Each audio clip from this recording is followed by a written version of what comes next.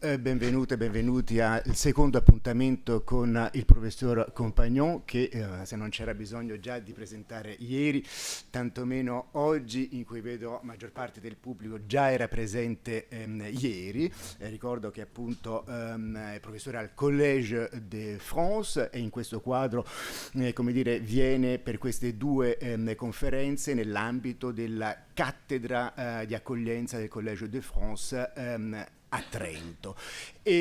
Oggi ci parlerà di Roland Barthes, che anche egli non ha bisogno di alcuna presentazione. Il professor Compagnon ha a lungo frequentato Roland Barthes, con il quale è stato legato da un rapporto intellettuale di amicizia profondo e per molto tempo, e oggi ci parlerà del rapporto di Roland Barthes e la commande, la commissione, il fatto che lavorasse molto come dire, sulla base delle commissioni, sui lavori richiesti e quindi della circostanza nel presente. Lascio immediatamente a lui la parola che esporrà.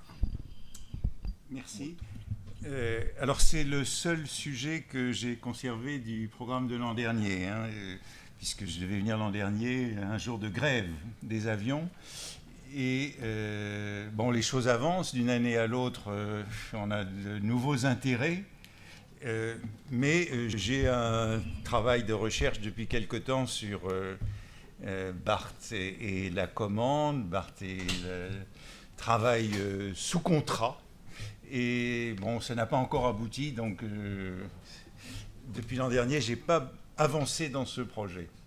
Néanmoins, ce projet est ample, je pourrais vous en parler. Vous voyez, ça fait 55 pages. Si je dis que je parle à peu près entre 7 et 9 pages à l'heure pour mes cours au Collège de France, vous voyez que je pourrais vous parler toute la journée, ce que je ne ferai pas. Donc on va traverser ces pages et un jour ou l'autre, ça fera sans doute un petit livre sur ce sujet qui, je crois, le mérite. Alors, Roland Barthes était quelqu'un qui se plaignait beaucoup à la fin de sa vie, à l'époque où je le connaissais, d'être accablé de demandes. Le mot était très présent dans son vocabulaire. On lui envoyait des textes à lire. Tous les jours dans son courrier, il en trouvait. Des inconnus lui écrivaient, lui téléphonaient, sollicitaient des rendez-vous, des articles, des entretiens, des conseils, des recommandations.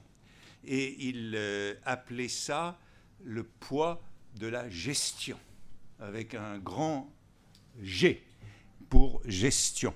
Et il en parle notamment dans son dernier cours du Collège de France qui s'appelle « La préparation du roman » en 1979 et 1980, juste avant sa mort. Dans ce dernier cours, il y a beaucoup sur cette gestion qui est véritablement diabolique. Il disait qu'une grosse partie de ces journées était gaspillée, détournée de l'essentiel. Je cite donc ce dernier cours, 5 heures au travail créatif, 5 à la gestion.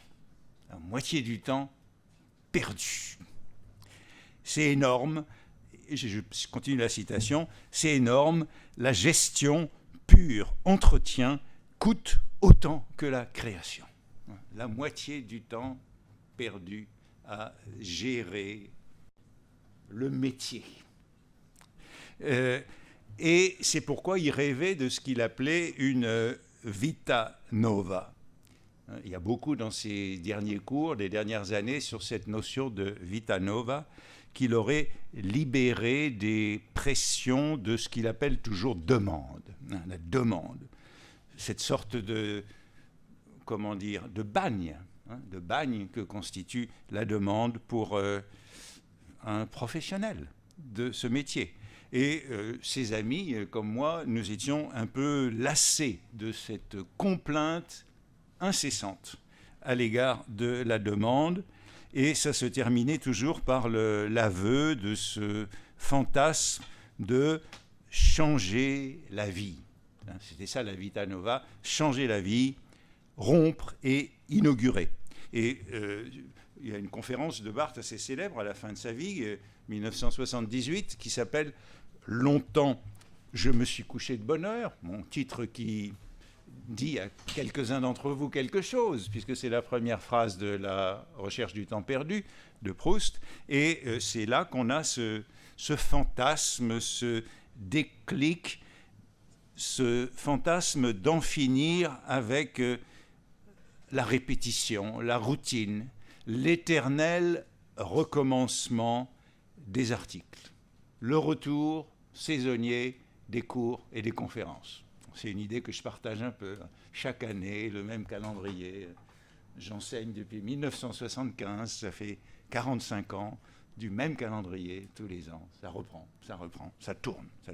Alors on a envie de dire prendre sa liberté.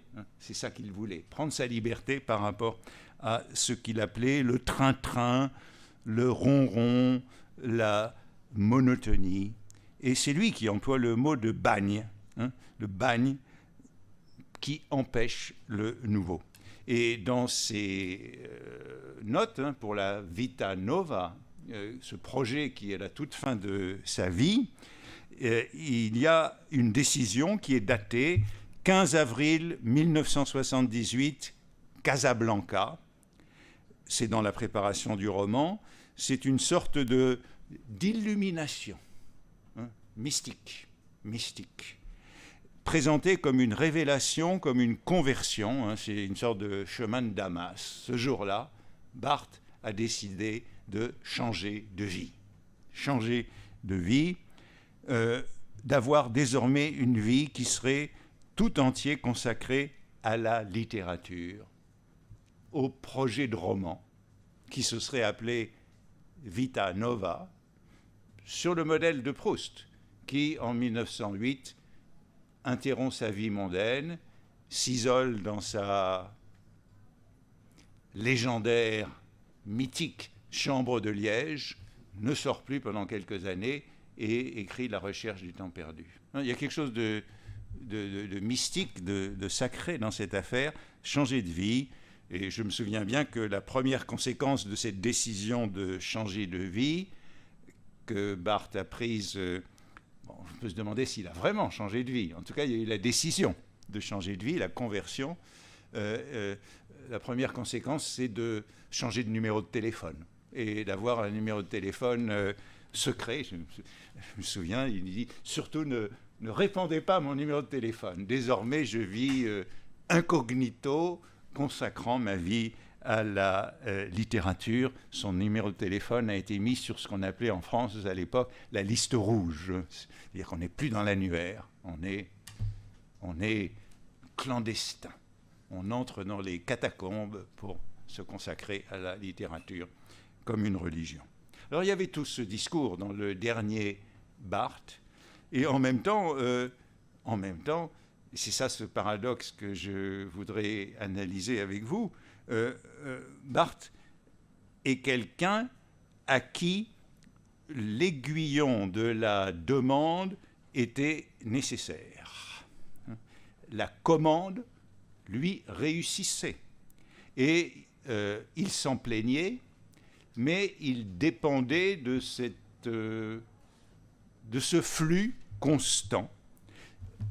Barthes était quelqu'un qui ne pouvait pas vivre et travailler sans cette stimulation de la demande, sans les délais à respecter, l'élan, l'impetus des délais à respecter. Bien sûr, on est toujours en retard, mais on a besoin. Barthes était quelqu'un qui avait besoin de cette exigence, de cette contrainte. Et il savait bien que presque toute sa production a commencé sous la forme de commandes. Barthes est quelqu'un qui a quasi toujours écrit sur commande. depuis ses premiers articles de combat, en 1947. Barthes est un écrivain qu'on peut dire tardif. Publié en 1947 des articles dans Combat, il est né en 1915, il a 32 ans. C'est pas jeune, c'est pas jeune pour un écrivain. Bon, il a eu beaucoup d'années de tuberculose et de sanatorium, mais au sanatorium, on n'a rien à faire. On pourrait écrire. Il a beaucoup lu en sanatorium. Il a peu écrit. C'est un écrivain tardif sur commande. Ensuite, dans les années 50, c'est feuilleton sur Brecht. Dans les années 50, il est surtout brechtien. Il écrit sur Brecht, c'est dans la revue du Théâtre Populaire. Théâtre Populaire, la revue de Jean Vilar. Les journaux, les revues l'ont pressuré tout au long de sa vie. Après Combat, c'est Maurice Nadeau, son premier, comment dire, on pourrait dire apporteur d'affaires, pour prendre un mot du commerce. Il a toujours eu des apporteurs d'affaires. Maurice Nadeau, Edgar Morin, beaucoup plus tard Solers et tel quel qui lui apportait les affaires. Bon, il a écrit dans Esprit, dans les Lettres Nouvelles, la revue de Nadeau, dans l'Observateur, France Observateur, plus tard dans Critique, dont nous parlions à l'instant, dans Communication, dans tel quel. Et au début, c'est toujours des aînés, je disais, des apporteurs d'affaires qui lui ont mis le pied à l'étrier.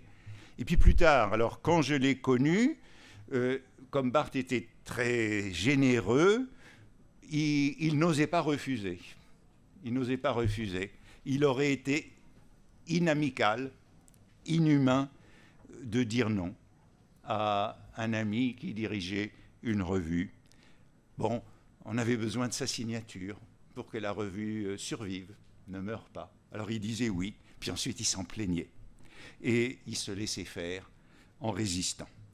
À l'automne de 1971, il y a un entretien bien connu de Barthes dans la revue Telle Quelle. C'est l'un des premiers textes autobiographiques. Un entretien avec Jean Thibaudot. Et bon, c'est 71, c'est avant le Roland Barthes par Roland Barthes, mais il commence à réfléchir à... Enfin, il y a cette tentation vers l'autoportrait, l'autobiographie, et Jean Thibaudot l'interroge sur sa manière de travailler. Et c'est en somme le premier témoignage que voici. Je n'ai jamais écrit qu'un seul texte pour rien, entre guillemets. Mon premier texte, celui que j'ai montré à Nadeau, vous voyez Nadeau, Maurice Nadeau, grand personnage de l'édition française, hein, directeur des Lettres Nouvelles, c'est lui qui a publié Les Dissidents russes, c'est lui qui a publié Gombrowicz, c'est lui qui a publié beaucoup de... Puis c'est la revue La Quinzaine littéraire, hein, donc grand intermédiaire. J'ai montré à Nadeau en 1946, qui n'a pas été publié, mais qui a déterminé les demandes suivantes. Donc Nadeau n'a pas publié, mais il lui a commandé les articles pour Combat, qui sont les embryons de son premier livre, Le degré zéro de l'écriture.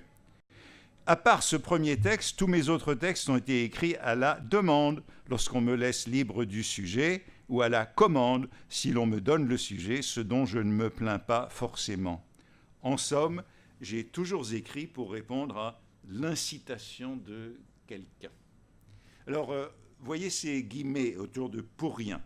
Barthes nous dit que de toute sa carrière, en 1971, il a déjà beaucoup publié en 1971. Il a commencé tard, mais il a beaucoup publié une fois qu'il a commencé. Il a écrit un seul texte pour rien.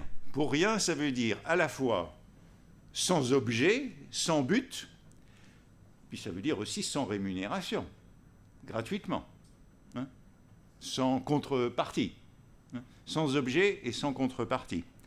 Bon, ce texte, on comprend lequel c'est vraisemblablement un texte qui s'appelle « L'avenir de la rhétorique », qui était dans les manuscrits, qui a été publié en 2015 pour le centenaire de sa naissance dans l'album Barthes.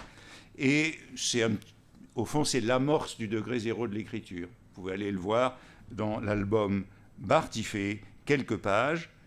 Avenir de la rhétorique. Donc c'est déjà un débat sur histoire littéraire et rhétorique, s'opposant à la tradition de l'histoire littéraire lansonienne. Tout le reste, depuis 1946, aurait donc été écrit sur demande ou sur commande. Et en 1971, ça inclut donc des livres comme SZ, sur la nouvelle de Balzac, ça inclut l'Empire des signes, dans cette magnifique collection Skira de Genève, qui viennent d'être publiées en 1970, si bien que dans un pastiche le premier livre publié sur Barthes, qui est par Louis-Jean Calvé en 1971, c'est vraiment le premier livre publié sur Barthes. Dedans, il y a des petits pastiches de Barthes sur la forme de ce que Barthes appelait des biographèmes dans Sade Fourier Loyola. Et Louis-Jean Calvé fait ce petit pastiche d'un biographème de Barthes. Barthes n'écrit que sur commande. 1971. Une sorte de pastiche. Barthes n'écrit que sur commande. Et c'est très intéressant parce que ce pastiche, eh bien, Barthes le reprend à son compte dans son séminaire de préparation du livre Roland Barthes par Roland Barthes. Lui-même reprend un pastiche qui a été fait sur lui dans ce séminaire qui s'appelle Atelier sur le biographématique. C'est le chantier du Roland Barthes par Roland Barthes. Bon, alors on peut dire que c'est la raison, vous voyez, cette sorte de tension, résister aux contraintes du métier et en même temps ne pouvoir écrire que sur commande. Bon, c'est sans doute pourquoi Barthes a de plus en plus de travail en instance, de plus en plus de retard. Il y avait une expression qui était familière chez lui, il utilisait beaucoup l'expression « faire l'autruche ». Comment est-ce qu'on traduit « faire l'autruche » en italien? Ah bon, ben, parfait, parfait. Donc, il faisait l'autruche. Faire l'autruche, ça veut dire procrastiner, selon le beau mot anglais, mais ça vient du latin, la procrastinatio. Il procrastinait. C'est ce qu'on fait quand on a des commandes et des demandes. On met la tête sous le sable, on attend que ça passe. Et puis, donc, faire l'autruche. Mais finalement, voilà, il était dans ce vertige de la contradiction entre l'asservissement à la demande et à la commande, parce que c'est productif, la demande et la commande. Si on a des demandes et des commandes, ben on est obligé de travailler. Donc, on procrastine, mais finalement, on s'exécute. Donc, c'est productif. Et puis, évidemment, cette idée de gratuité de l'écriture. Gratuité de l'écriture pour rien. L'écriture est idéalement inutile, ne sert à rien, constitue une fin en soi. Et là, il y a une contradiction profonde. Barthes parle beaucoup de fonctionnariser son écriture. Il transforme son écriture en besogne d'employé. Tous les matins, au travail, de 9h à 1h. Tous les matins à son bureau, de 9h à 1h. Vous voyez qu'il y a une sorte de fonctionnarisation de l'écriture avec des horaires de bureau. S'asseoir tous les matins, scrupuleusement, à sa table, avec la pile des devoirs à faire. Les devoirs à faire. Et il écrit, en 1971, dans le même entretien avec Thibaudeau, écrire pour répondre à une demande ou à une commande est une tâche. Tâche entre guillemets. Tâche entre guillemets, devoir d'employé. Et on a là une contradiction profonde entre les deux aspects de l'écriture qu'il tient ensemble. L'écriture, c'est à la fois un mystère et un métier. Mystère, avec la dimension mystique et sacrée, et métier avec la dimension mesquine du petit employé. Et n'oublions pas que mystère et métier, c'est le même mot, ou à peu près, puisqu'ils sont inséparables dans l'étymologie. Métier est un dérivé de ministerium, qui est confondu avec mysterium dans la personne du prêtre en latin médiéval. Il y a une relation profonde entre mystère et métier. Donc les amis de Barthes étaient familiers de cette sorte de double discours sur la demande ou la commande qui est à la fois une peine imposée et un bienfait sans lequel on n'écrirait pas. C'est une imposition, mais c'est aussi, vous avez entendu le mot, incitation, sans commande on ne travaillerait pas. Et Barthes se décrit en somme comme une victime consentante de cette demande universelle, martyr de la demande. Et dans ce mot demande, vous voyez qu'il joue sur le mot demande ou commande. Dans demande, on ne peut pas oublier le sens que la psychanalyse donnait à la demande, en particulier Jacques Lacan. Lacan plaçait dans son analyse de la personnalité la demande entre le besoin et le désir. Entre besoin et désir, il y a la demande, et la demande, c'est ce qui est adressé originellement par l'enfant à la mère. Lorsqu'il y a demande, celui qui est l'objet de la demande est placé dans la position de la mère par rapport à l'enfant, nouveau-né. C'est le nouveau-né qui est dans la situation de la demande. Et bien sûr, une mère ne peut jamais refuser une demande. La demande, c'est ce que l'on ne peut pas refuser. C'est une demande d'amour, c'est une demande totale, absolue, folle. Et lorsque Barthes emploie ce mot de demande, c'est bien, dans ces années 1970, au sens lacanien. Ce qui vous met dans la position de la mère, impossible à refuser. Et Barthes, même dès 1971, dans ce entretien avec Thibaudeau, exposé son rêve d'évasion de ce cercle vicieux de la demande ou de la commande. Il disait « Ces derniers temps, je forme souvent ces deux rêves. D'une part, écrire un texte libre entre guillemets, conçu en dehors de toute demande. » Dès 1971, il a ce fantasme, me libérer de la demande. Et il dit son autre rêve, c'est de s'initier à un nouveau langage, changer de langage pour casser la routine. Eh bien, je crois qu'on peut dire qu'il est plus facile de changer de langage que de se libérer de la demande. Barthes a changé de langage plusieurs fois. Il a été marxiste, il a été sémiologue, il a été proustien. Il a changé de langage. C'est possible de changer de langage, de se débarrasser de ce qu'on a fait jusque-là et d'apprendre un nouveau langage, pour parler de la littérature. C'est beaucoup plus difficile de se libérer de la demande.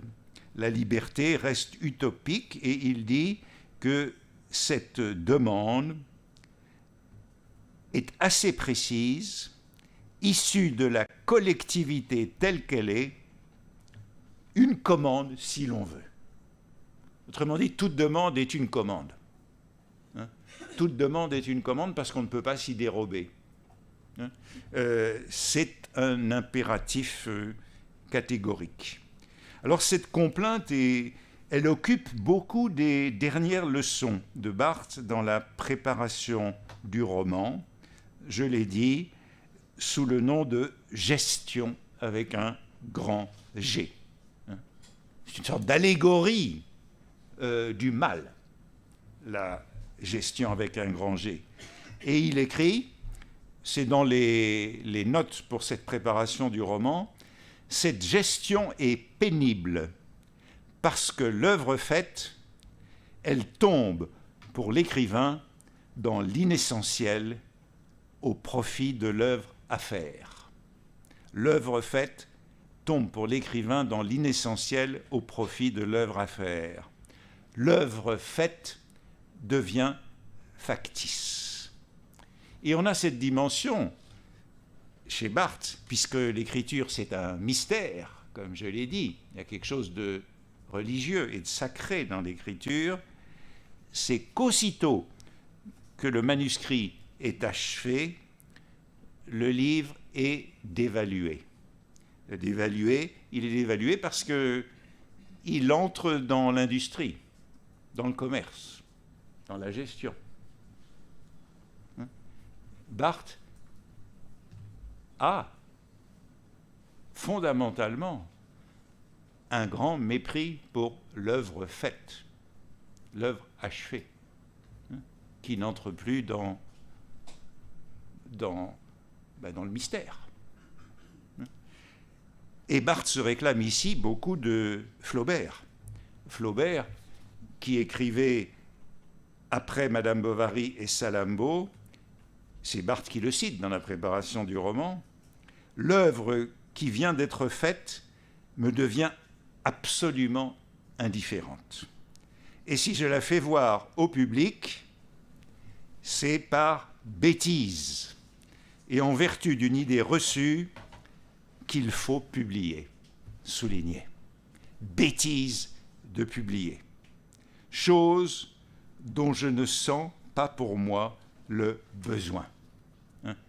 Et qu'est-ce ce mythe ou cette religion de l'écriture qui fait que la publication, c'est une dévalorisation. La publication, c'est une dégradation. Barthes cite encore ce mot de Flaubert, c'est un mot de 1853, 32 ans. Il n'a encore rien publié, mais ça traverse toute la correspondance de Flaubert, toute la vie de Flaubert, toute son œuvre. Flaubert, au fond, c'est fort bête de publier. C'est fort bête de publier. Et Barthes, il pense la même chose. Et je puis dire que c'est bien un stéréotype des années 1970. Quand j'avais 20 ans, combien de fois ai-je entendu « c'est fort bête de publier ». N'oubliez pas comment Lacan jouait avec ce mot, qu'il orthographiait « poubellication ». La publication est une poubellication. De poubelle, où on jette les ordures.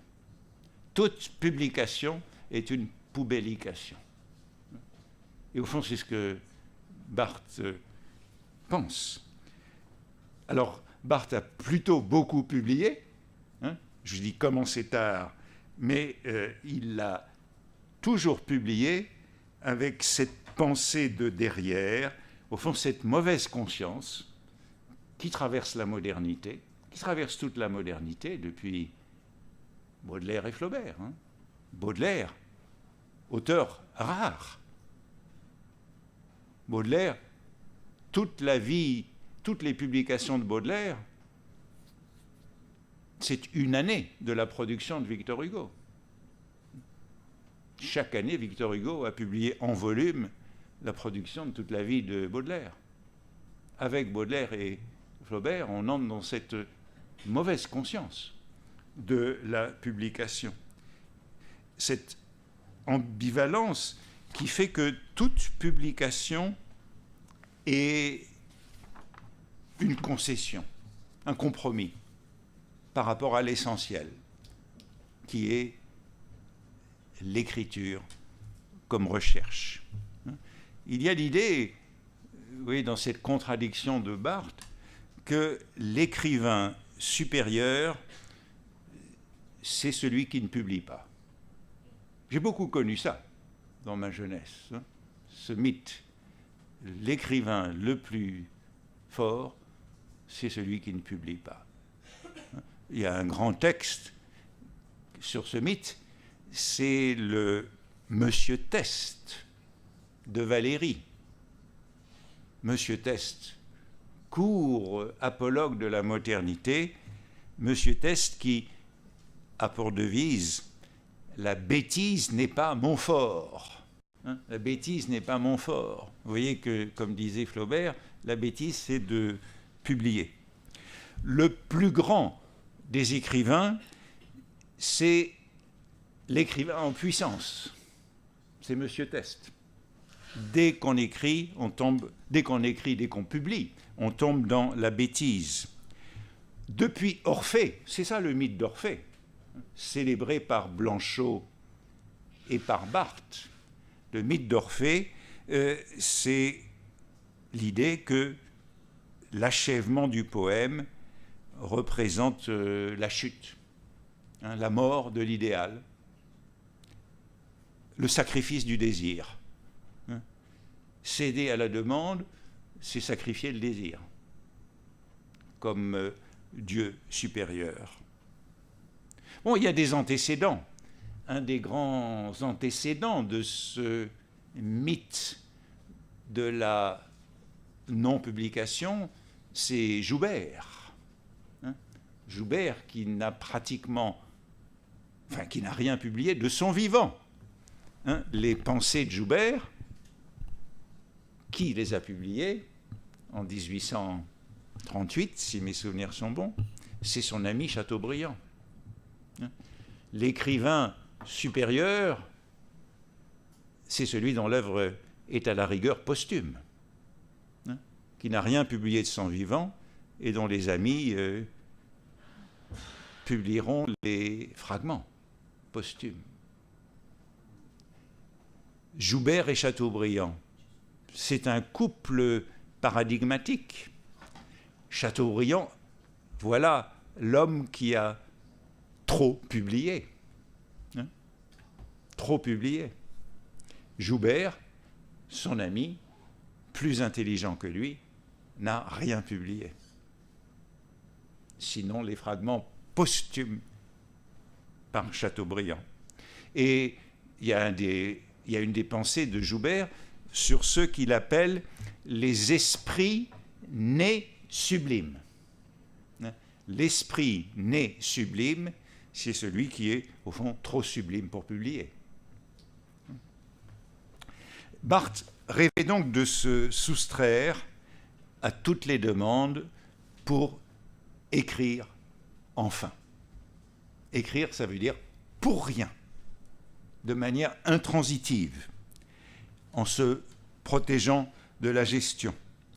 Tout ça, non pas pour publier ce qui aurait été bête, publier ça entre dans le cycle bourgeois, matérialiste de la production, comptable, écrire avec un grand E majuscule, c'est un verbe intransitif. Et n'oublions pas que le verbe a été employé de manière intransitive dans les années 70, dans cette sorte de religion de l'écriture. Et toujours dans cet entretien avec Thibaudeau en 1971, Thibaudeau lui demande « Comment se fait-il que vous avez tellement écrit sur le théâtre dans les années 50 ?» Toutes les années 50, Barthes a écrit sur Brecht, sur tout le théâtre populaire. Thibaudeau lui demande « Mais pourquoi vous n'avez pas publié un livre sur le théâtre avec tous vos articles des années 50 ?» Et Barthes lui répond « Simplement parce que personne ne me l'a demandé. » Pas de livre sur le théâtre parce que personne ne l'a demandé. Il aurait suffi qu'on lui demandât et il y aurait eu un livre sur le théâtre. Bon, la réponse est un peu factice parce que je me souviens que à un moment dans les années 70, il a cherché à faire ce livre sur le théâtre, et en réunissant ses articles, mais il n'est pas arrivé à le faire parce que justement il avait changé de langage. Il n'était plus du tout le marxiste brechtien des années 50, donc réunir les articles n'était pas facile. Alors écrire sur commande, c'est quelque chose de paradoxal, vous voyez. Métier, mystère, c'est quelque chose d'indispensable. En tout cas, je crois que ce n'est jamais indifférent. Si on écrit sur commande, ça laisse des traces dans un texte. Ça a des effets imprévus et ce sont des effets que je serais tenté de qualifier de pervers. Pervers. Effet pervers de l'écriture sur commande. Quand on accepte d'écrire sur commande, qu'est-ce qui se passe? On a immédiatement envie de désobéir. La demande ou la commande, son résultat le plus immédiat, c'est de faire tomber le désir.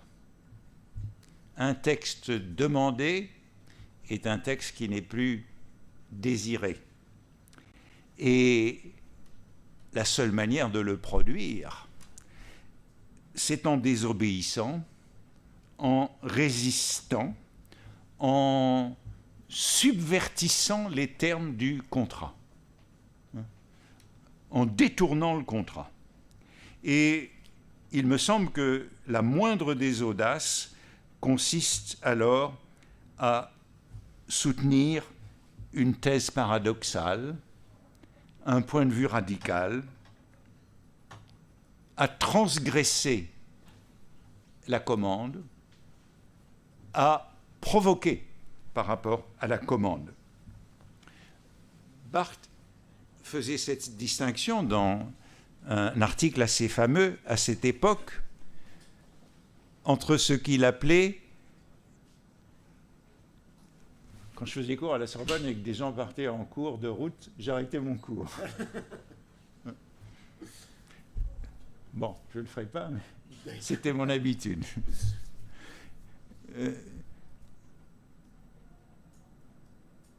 Oui, Barthes faisait cette distinction entre ce qu'il appelait écrivance et écriture. L'écrivance, c'est l'écriture de métier, c'est l'écriture de commande, c'est l'écriture ordinaire, c'est la littérature grise, comme on dit. Puis l'écriture, c'est la véritable écriture, celle qui correspond au mystère. Quand on a une commande, on est dans l'écrivance. Comment transformer cette écrivance en écriture? Eh bien, je crois qu'il faut ruser, chercher à se soumettre, chercher à satisfaire la demande, sans s'y soumettre, justement. Et il y a une obligation d'insoumission. Et je crois qu'on peut trouver cette attitude dans beaucoup des articles de Barthes, notamment dans ses articles des années 50. Parce que dans les années 50,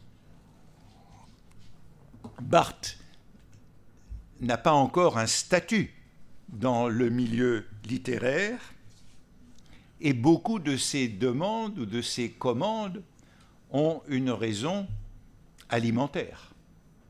Beaucoup des articles de Barthes des années 50, ce sont les articles d'un débutant. Un débutant un peu tardif, mais qui a besoin d'argent. Alors comment pervertir la demande dans ces conditions?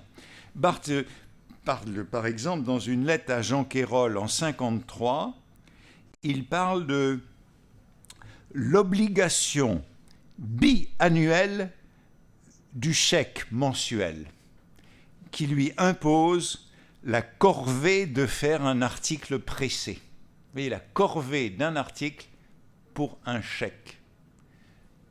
De quoi s'agit-il? De ces articles dans Théâtre populaire, ces grands articles brechtiens. Corvée pour un chèque. Et je crois que c'est le cas de ces nombreuses collaborations des années 50 à cette revue Club que je vais vous montrer là. Qu'est-ce que c'est que Club? C'est la revue du Club du meilleur livre. Le Club du meilleur livre, Club, c'est le magazine promotionnel pour les volumes publiés par la collection en question, le Club du meilleur livre. Et c'est là, par exemple, que Barthes a donné ses articles sur l'étranger en 1954, dans ce numéro, avril 1954. C'est pourquoi j'ai choisi cette couverture. C'est très important de revoir les publications originales où Barthes a publié son article sur l'étranger de Camus, sous cette couverture qui nous fait penser à un film de Jacques Tati, hein, comme décor moderne. Et l'article sur la peste de Camus, c'est dans la même revue du Club de meilleurs livres. C'est donc dans des magazines promotionnels d'édition, ce qui explique peut-être l'aigreur des articles de Barthes.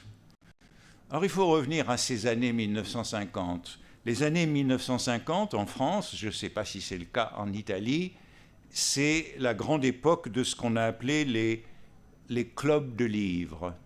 Les clubs de livres qui étaient des entreprises assez équivoques. C'était un modèle qui venait des États-Unis, hein, qui aux États-Unis s'était développé entre les deux guerres mondiales, de ce qu'on appelait le Book of the Month Club. Hein. Donc les gens s'abonnaient à un club du livre et ils recevaient un livre par mois. Hein. Ça a dû exister en Italie, oui, j'imagine aussi. C'est mort dans les années 60. En France, la grande époque, c'est les années 50. Ça ne s'est pas prolongé dans les années 60. C'était donc un modèle américain de marketing direct et ça servait à mettre des livres sur les rayonnages des nouvelles couches de la petite bourgeoisie, hein, qui s'installait dans les banlieues. Hein. Les clubs du livre, dans leurs magazines, c'était des livres jolis, sous une reliure toilée en général, et très vite ils ont ajouté dans leur catalogue les disques et les tourne-disques. Il y avait le club du disque qui était un prolongement du club des livres, et très vite ils ont aussi ajouté dans leur magazine les meubles de rangement. Donc c'était toute une entreprise industrielle, livres, disques, tourne-disques et rayonnage pour la nouvelle petite bourgeoisie. C'était un peu parallèle au livre de poche dans les années 50. Le livre de poche pour les enfants, le club des livres pour les parents, parce que c'était plus joli. Et la première entreprise française, elle s'appelle le Club français du livre. Ça remonte à 1946 et ça a prospéré. Et le Club français du livre avait une revue où Barthes a aussi beaucoup écrit. Barthes, des années 50, a beaucoup donné dans le Club français du livre et dans le Club du meilleur livre. Par exemple, on ne peut pas oublier que sur Racine, ce livre provoquant, c'était des préfaces à l'origine, des préfaces pour le Club français du livre. C'était pour les petits bourgeois à ambition culturelle que ces articles de Barthes. Alors, Barthes a donc été un collaborateur très diligent du Club français du livre, le premier, puis du club du meilleur livre, le second, qui était fait par les éditeurs pour riposter au premier, puis du club des libraires de France, le troisième, il y en avait 3 en France. Le premier, le club français du livre, sur le modèle américain. Le deuxième, le club du meilleur livre, riposte des éditeurs pour garder une part du marché. C'était une entreprise de Gallimard et Hachette. Et le troisième, le club des libraires de France. Les libraires ont voulu aussi qu'ils perdaient des parts de marché. Dans ce marketing direct, ils ont fait leur propre club. Donc il y avait 3 clubs en concurrence en France. Un original, un des éditeurs et un des libraires. Eh bien, je crois que jusqu'au moment où j'ai fait cette étude, personne n'avait remarqué combien la production de Barthes dans les années 50 et dans les années 60 était liée à ces 3 clubs à destination des nouvelles couches sociales.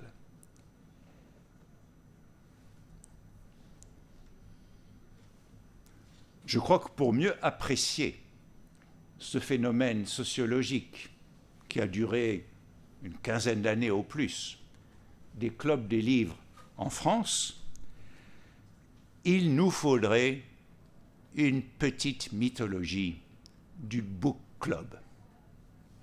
Malheureusement, on ne la trouve pas dans le livre des mythologies de Barthes.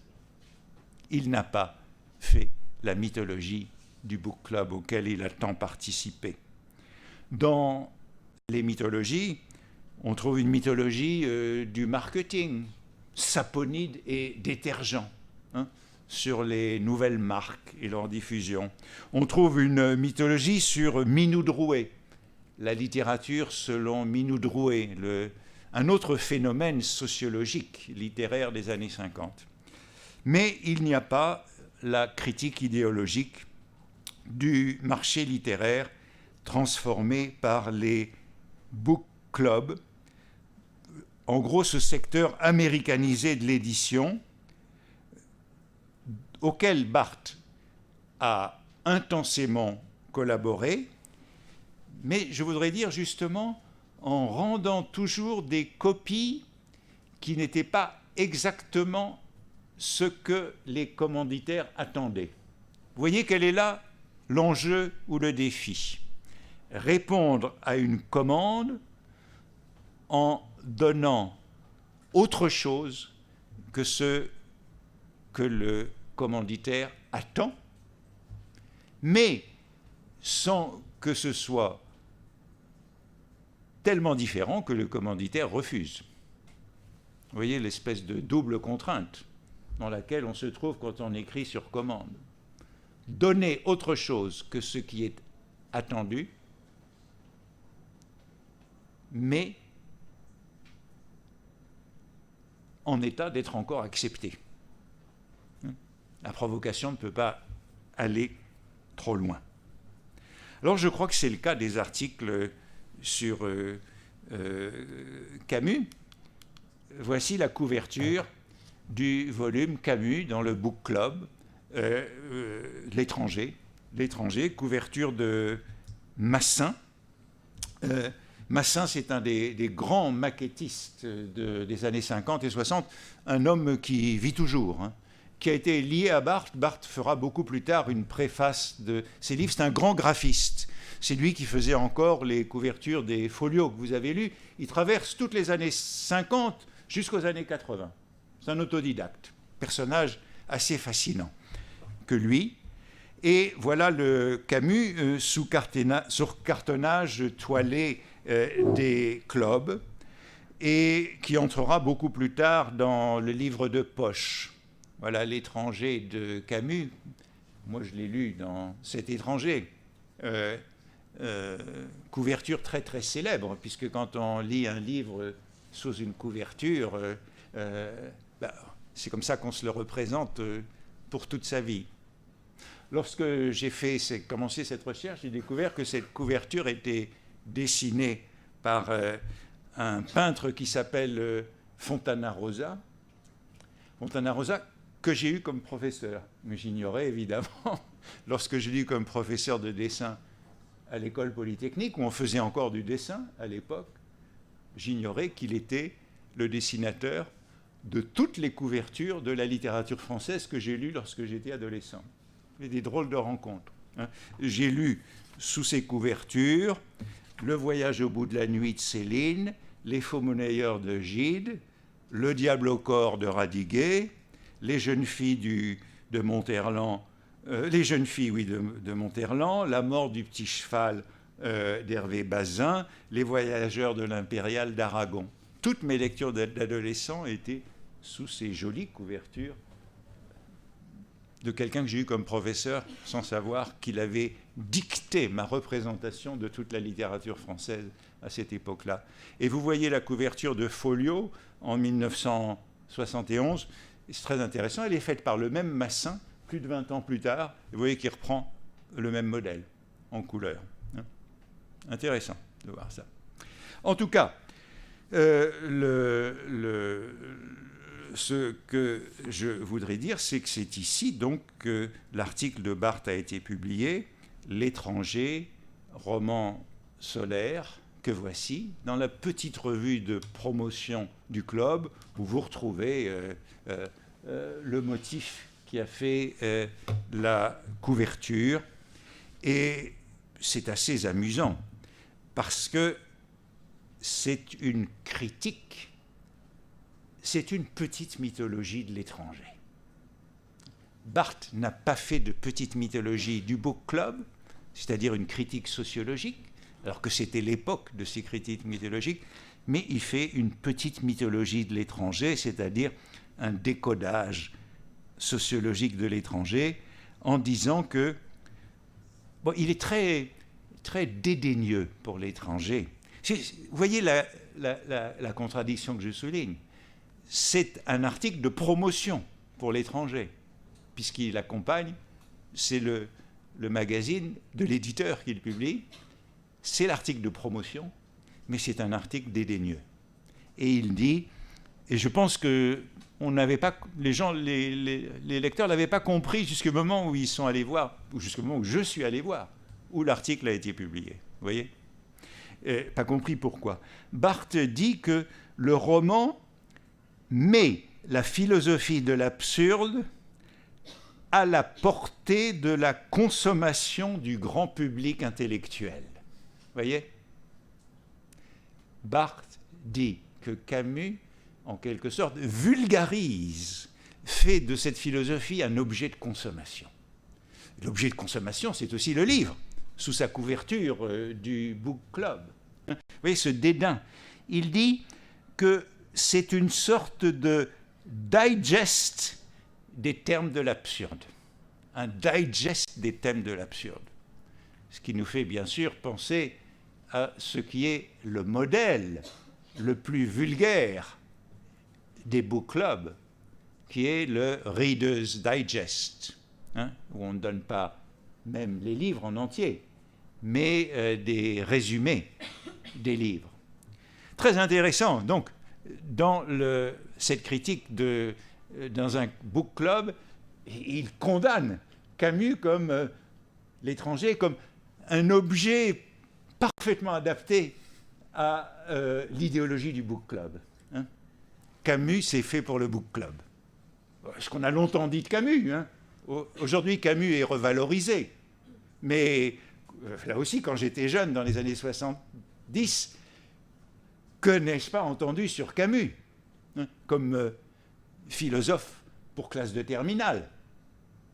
Et Barthes nous dit, c'est un philosophe pour book club. C'est un philosophe pour la petite bourgeoisie culturelle. Et il prend donc un ton très persifleur. Dans la conclusion, il dit « L'œuvre vieillit bien. Elle a une dizaine d'années, au fond, elle tient le coup. » Quelques mois plus tard, voilà la couverture en entier sous laquelle cet article est publié. Je pense qu'il faut voir cette couverture pour comprendre le ton de Barthes dans cet article. Et vous voyez en quoi je dis que l'on cherche à vendre en même temps les livres et les rayonnages. Et pourquoi je dis que ça ressemble à un film de Jacques Tati, que cette mise en scène. Quelques mois plus tard, on publie La peste de Camus dans le même book club avec cette couverture. Et l'article de Barthes sur Camus est affreusement sévère. C'est vraiment une condamnation de la peste. La même année, il paraît dans le livre de poche, et cette fois, la couverture n'est pas de mon professeur, Fontana Rosa, et je trouve qu'elle est beaucoup moins réussie. Je l'aime beaucoup moins. En tout cas, Barthes publie son article qui est une descente de la peste dans le magazine de l'éditeur de la peste. Nouveau paradoxe, voici l'article. La peste, annale d'une épidémie ou roman de la solitude. Et l'article est tellement sévère que l'éditeur le montre à Camus. Et c'est donc très étrange. Vous voyez l'article de Barthes qui est là, qui se déroule, je vous invite à le relire dans les œuvres complètes. Il est interrompu au milieu par la lettre de réponse de Camus. Puis il continue, l'article de Barthes.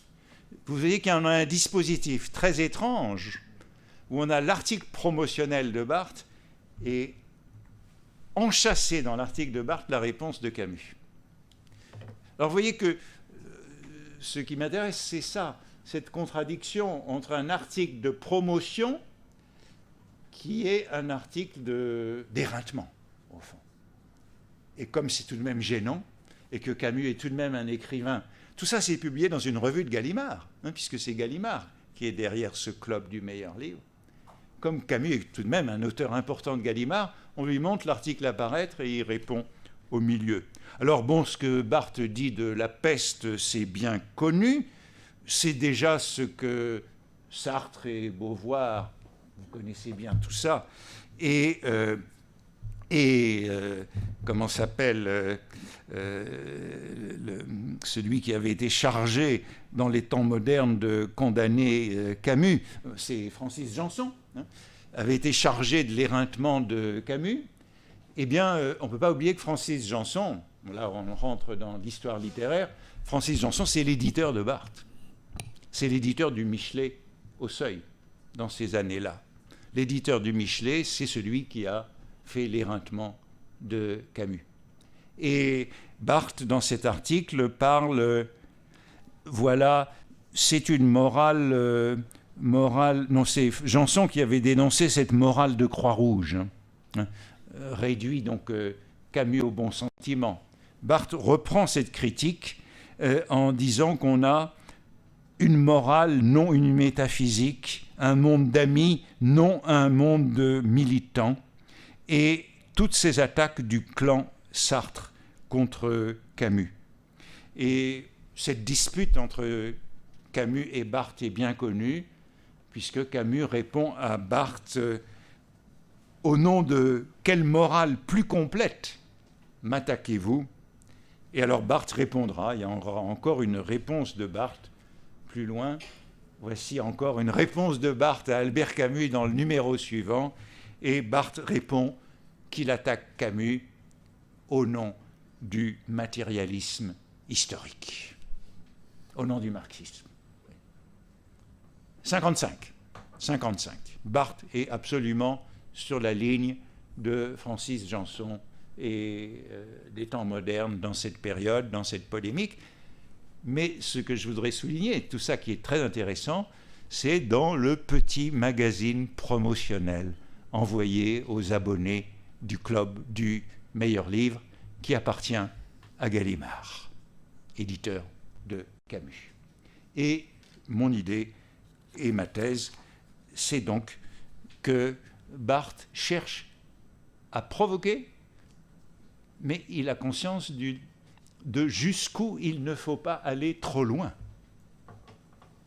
pour que l'article soit refusé.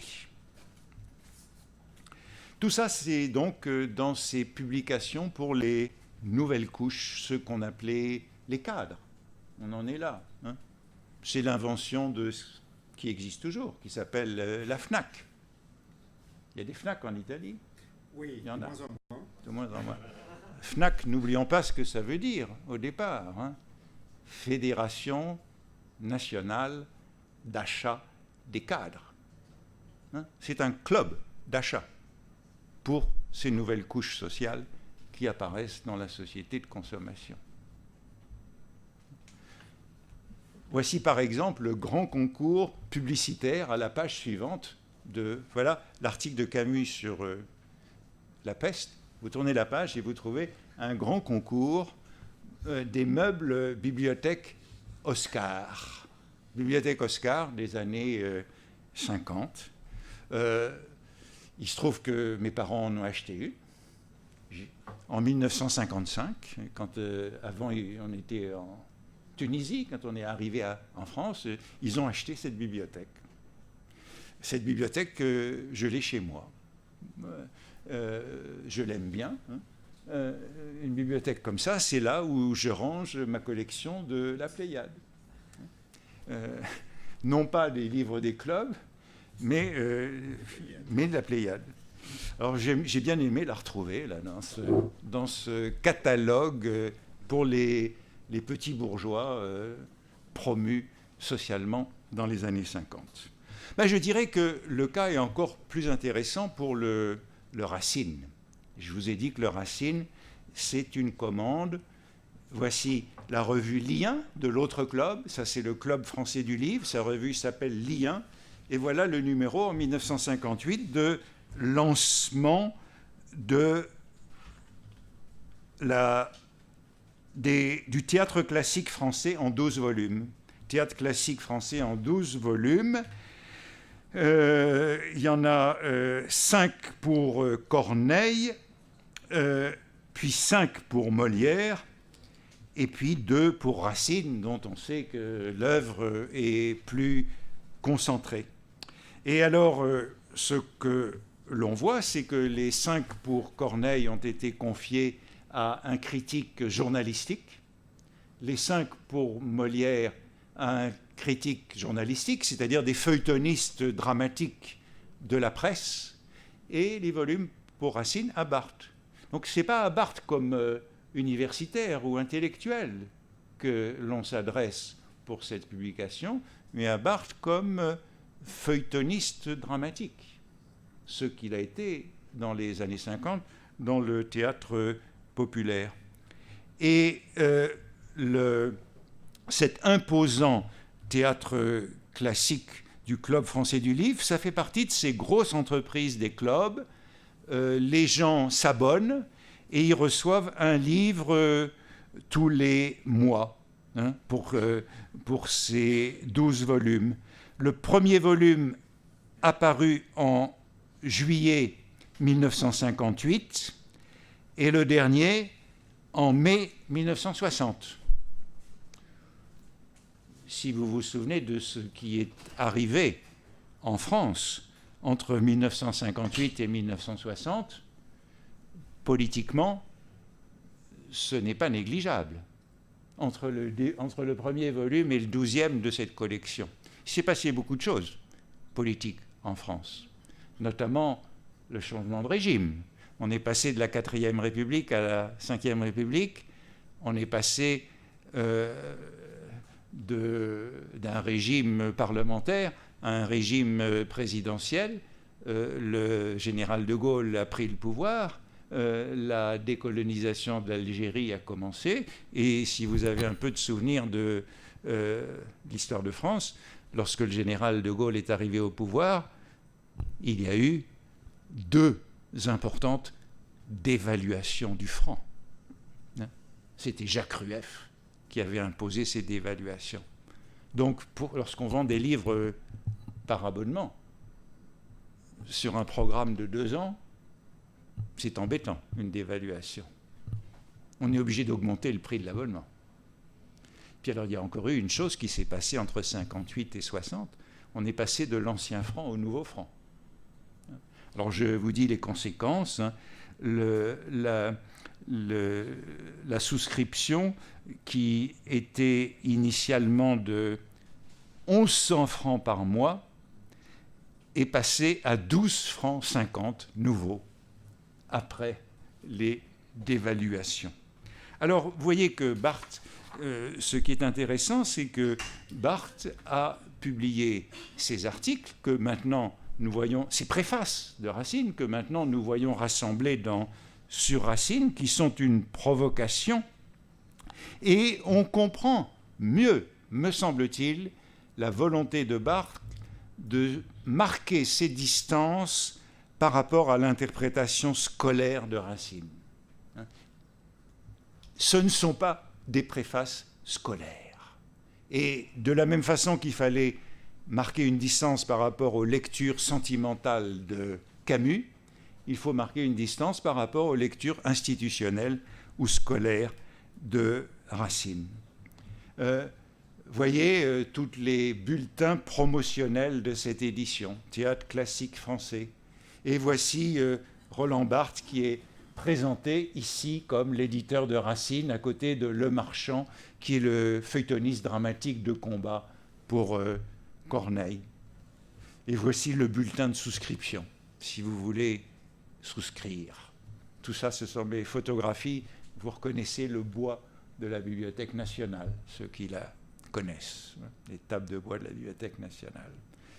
Et voici la nouvelle édition, puisque, comme ça a eu pas mal de succès, eh bien, ça a été réédité 2 ans plus tard, en pleine peau rouge, ancien orné de fer, alors 18 carats.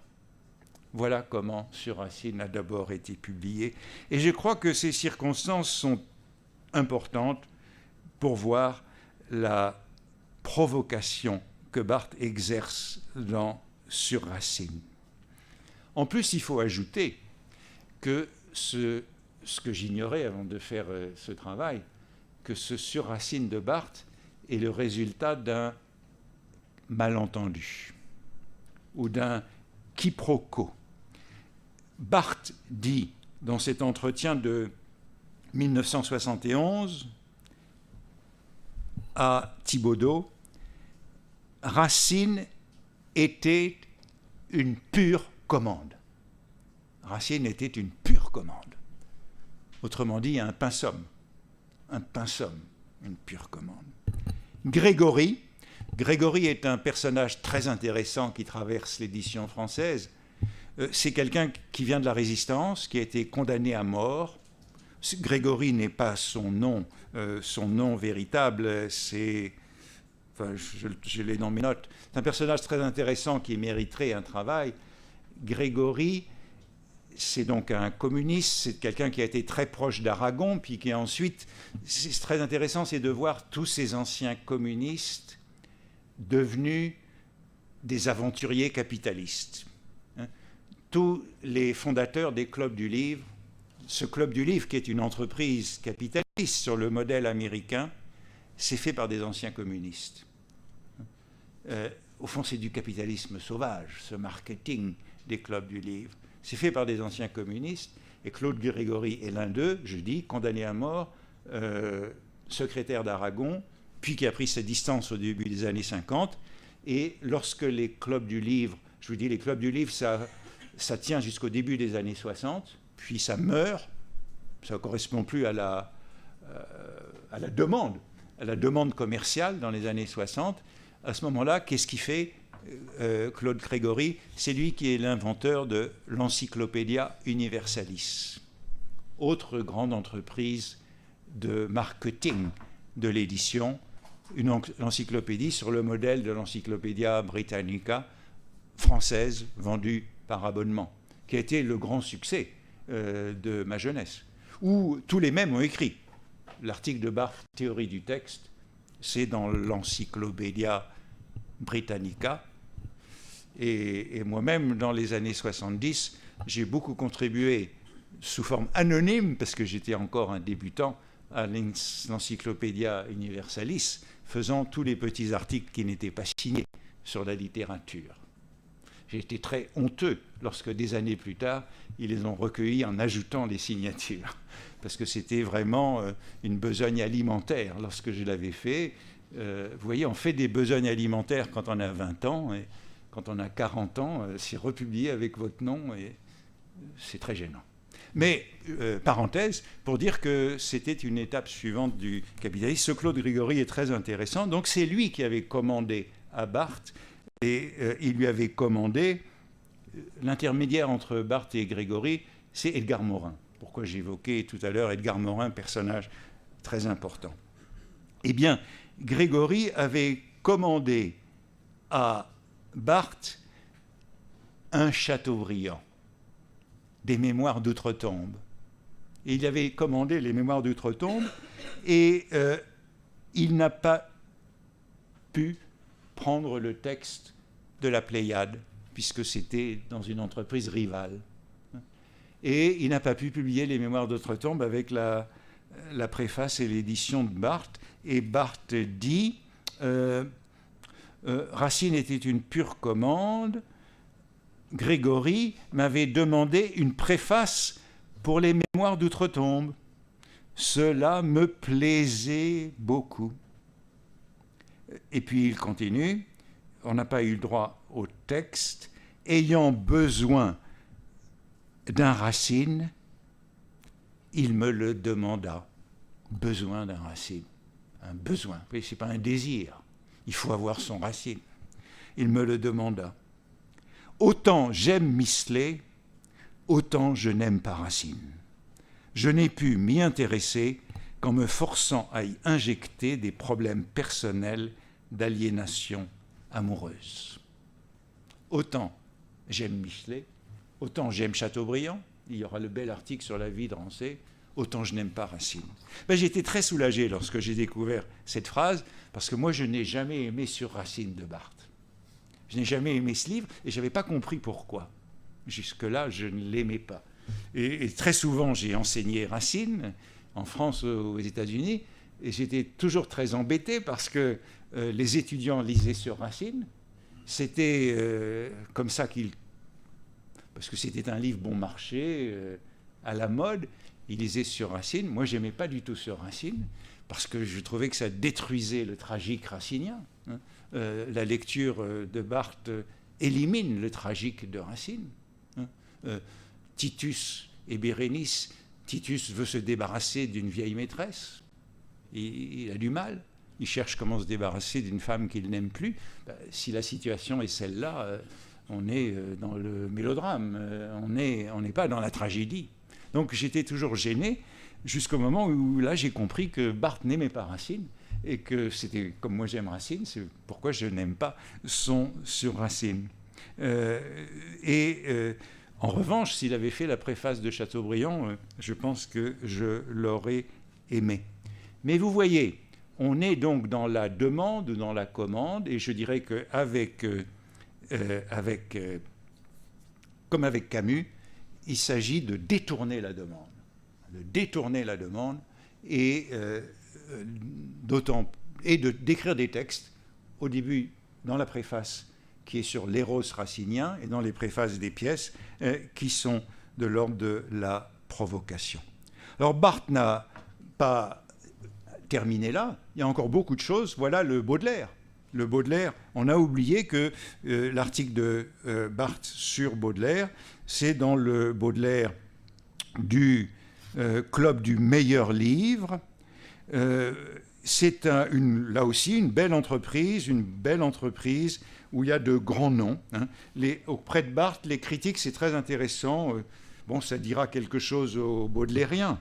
Ici, les préfaces des différentes œuvres de Baudelaire sont publiées par Lloyd James Austin, donc un grand baudelairien savant, mais à côté duquel on trouve des poètes, Yves Bonnefoy, Pierre-Jean Jouve, on trouve des essayistes, on retrouve justement Nadeau, qui cette fois est probablement l'intermédiaire, et on a 2 beaux volumes. Tout au long des années 50, donc, cette activité de Barthes a été très intense dans les clubs, secteurs porteurs de l'édition, Voilà encore l'article sur Robe Grillée. Alors ça, c'est dans la Guilde du Livre. La Guilde du Livre, c'est un club dont je n'ai pas encore parlé, qui était suisse, à Lausanne. Et Barthes a beaucoup écrit dans le bulletin de la Guilde du Livre, et il a aussi écrit des préfaces. Voilà tous des volumes. Vous voyez ces volumes des clubs préfacés par Barthes. À gauche, vous avez le Stendhal, promenade dans Rome, dans la Guilde du Livre à Lausanne.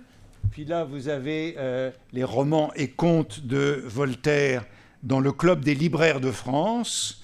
Là, vous avez Michelet, la sorcière, dans le Club français du livre.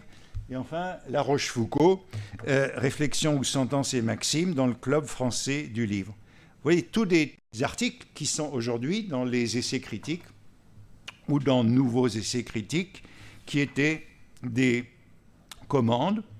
Et encore, le beau texte de Barthes sur les planches de l'encyclopédie, qui est destiné à accompagner en 1964 de superbes reproductions des planches de l'encyclopédie. Et c'est 1964, c'est un très beau volume, c'est l'un des derniers fleurons du Club des libraires de France. 64, je vous dis, c'est la fin de cette époque des clubs. Et on a là des textes qui, peu à peu, deviennent plus personnels. Barthes est plus installé, commence à faire carrière, et ces textes se permettent, je dirais justement, d'être moins paradoxaux, moins provocateurs. Je dis, les textes sur Camus ou sur Racine sont paradoxaux et provocateurs. Il faut être paradoxal, à tout prix. Et au début des années 60, on arrive à des préfaces qui, au fond, sont plus personnelles et sans doute moins alimentaires. Je dis, c'est la fin des clubs. Ce qui prend la suite des clubs, eh bien, ce sont des collections comme 10-18. 10-18, belle collection de ma jeunesse, qui étaient des livres de poche pour intellectuels.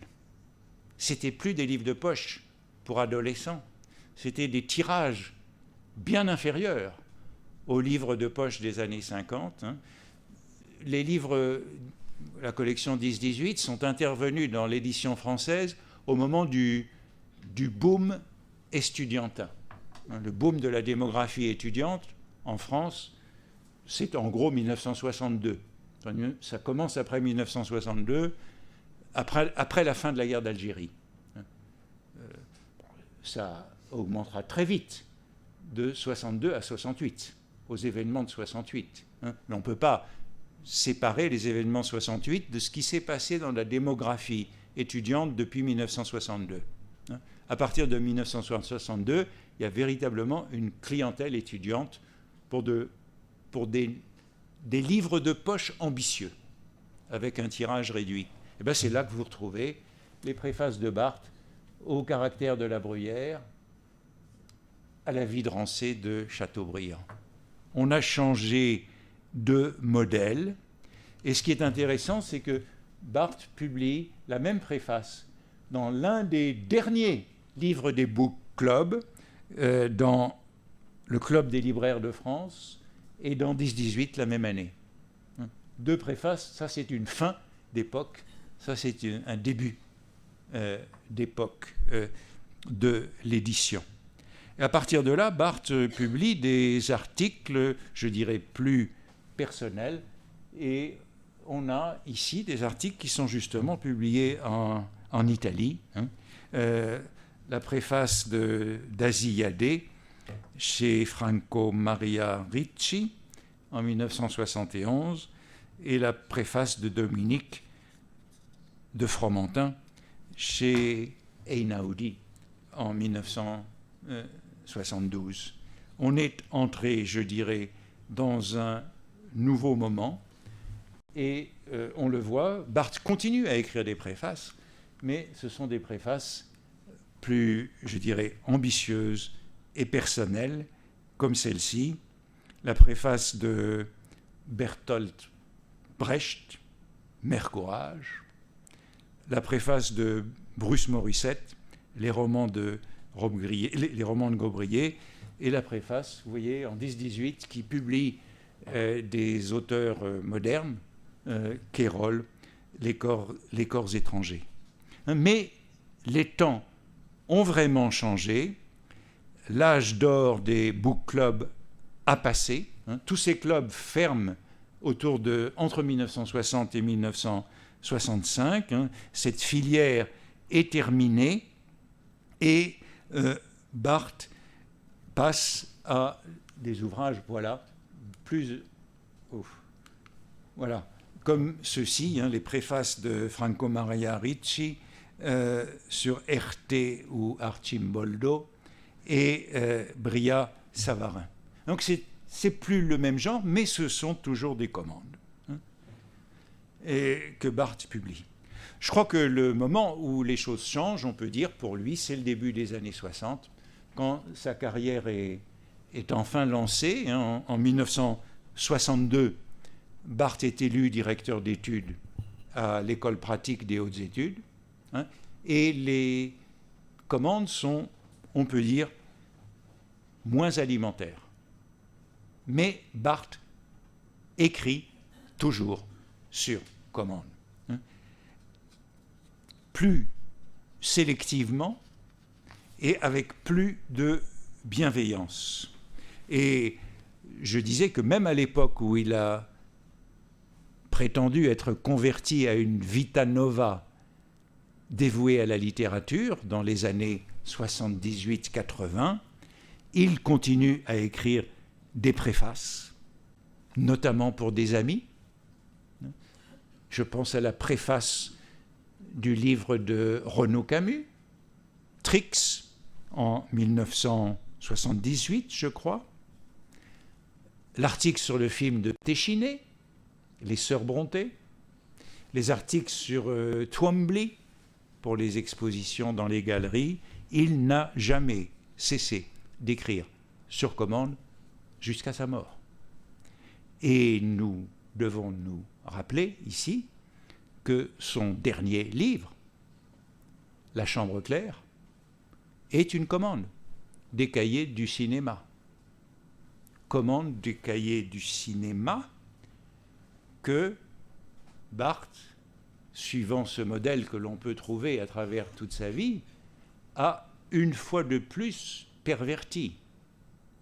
On lui demande un livre sur le cinéma, il écrit un livre sur la photographie. Et si vous vous souvenez du début de La Chambre claire, que dit-il en introduction ? Je n'aime pas le cinéma. Les cahiers du cinéma publient un livre qui commence à peu près par cette phrase : le cinéma ne m'intéresse pas. Et je vous parlerai de la photographie. Il commence à parler de la photographie, et puis que fait-il ? Il détourne une deuxième fois la commande, puisqu'il parle de sa mère, et non de la photographie. Et il parle d'une photo absente, qui n'est jamais montrée. Autrement dit, c'est un livre qui est un peu un couronnement de cette stratégie de perversion de la commande. On écrit sur commande, mais ce ne sera pas un livre sur le cinéma, ce sera un livre sur la photographie. Ce ne sera pas un livre sur la photographie, ce sera un livre sur le deuil de la mère. Et la photographie sera absente dont il est question. C'est donc une sorte de défi au livre d'art, au livre illustré. Et je crois que cela est bien lié au fait que la commande met dans une situation ambiguë. Parce que lorsqu'un livre est commandé, eh bien, on n'a plus envie de l'écrire. Alors, comment retrouver un désir d'écrire un livre commandé ? Eh bien, je dis, en pervertissant la commande, en la détournant. Et dans ce jeu de plus en plus malin de la commande et de son détournement, je dirais que le livre, je voudrais terminer sur lui quand même, le livre qui est vraiment le comble de ce jeu, c'est bien sûr le Roland Barthes par Roland Barthes. C'est le détournement d'une collection d'un livre sur des auteurs. Et Barthes a, voilà le projet du Roland Barthes, le projet, le livre RB. Origine, la boutade, idée de collection, un tel par lui-même, à la lettre, que l'auteur se dédouble véritablement d'une façon ludique en critique de lui-même. Or, le Seuil souhaite un élargissement de la collection. Je saute sur le jeu, commande pour l'automne 1973, versement d'un forfait, cela début 1970. Je vis alors avec l'idée heureuse d'une sorte de canular qui aurait mis en jeu des choses très sérieuses sur l'identité, le sujet, l'écriture, quelques notes sous le titre RB, article de Solers. Le départ, c'est donc un jeu, une boutade, parodie de la collection où Barthes a publié le Michelet par lui-même, commandé par Francis Janson, qui inspire ses textes sur Camus. Donc, le projet, c'est un pastiche ou une parodie d'un modèle qui existe en écrivant sur soi-même. Et le départ, c'est un propos de table, une boutade. Eh bien, une fois que Barthes se lance, il n'arrive pas à l'écrire, puisqu'il est commandé. Et le livre prend place, si l'on regarde la collection, entre des livres tout à fait conventionnels. Heidegger et Spinoza. Le livre de Barthes est le 96e, Heidegger est 95 et Spinoza est 97. C'est un moment où la collection s'essouffle. On a publié tout le canon littéraire. La collection, elle mourra peu après. Elle mourra, je crois, au 101e, quelque chose comme ça. On est à la fin de la collection. Donc au moment où on commande à Barthes un Barthes par lui-même, c'est pour relancer un navire en péril. Ça ne marche plus.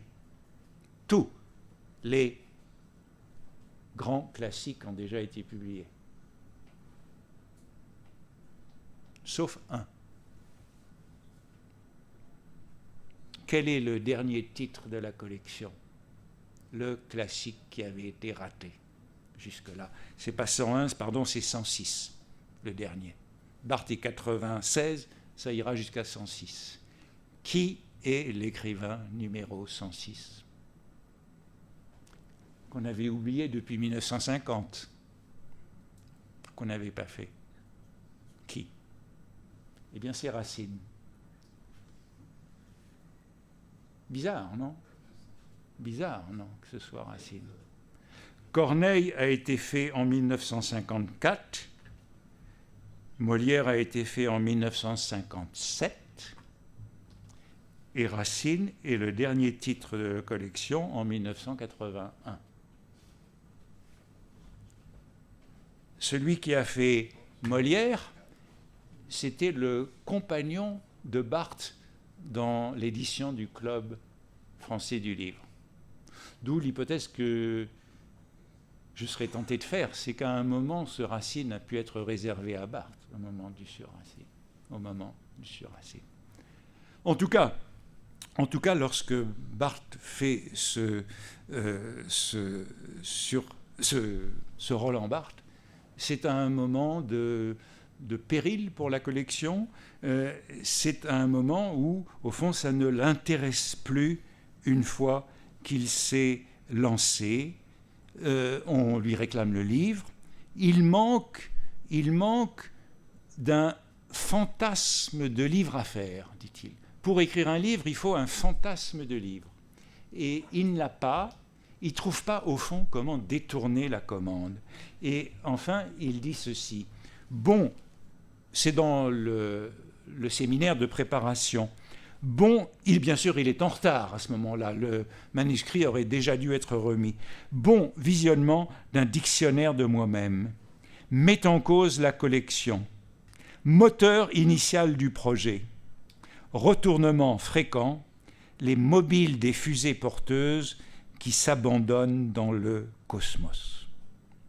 Vous voyez, il n'arrive à avoir un fantasme du livre que lorsqu'il peut écrire « met en cause la collection ».